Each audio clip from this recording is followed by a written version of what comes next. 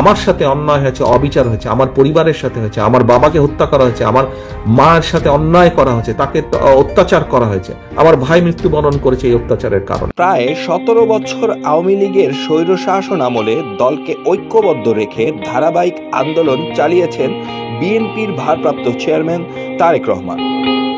আসন ভাগাভাগি, মামলা থেকে অব্যাহতি, মায়ের চিকিৎসার সুযোগ সহ নানা প্রলোভন ও প্রস্তাবেও মাথা নত করেননি তিনি, বরং 2024 সালের জানুয়ারির নির্বাচনে যখন অনেকেই হতাশ হয়ে পড়েছিলেন, তখনও নেতাকর্মীদের মনে সাহস সঞ্চয় করেছিলেন তারেক রহমান।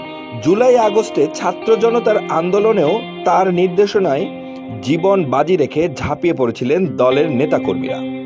সেই আন্দোলনে ফ্যাসিস্ট প্রধান শেখ হাসিনা পদত্যাগ করে ভারতে পালিয়ে যাওয়ার পর থেকেই বিএনপি নেতাকর্মী থেকে শুরু করে দেশের সাধারণ মানুষও অধীর আগ্রহে অপেক্ষা করছেন তারেক রহমানের দেশে ফেরা।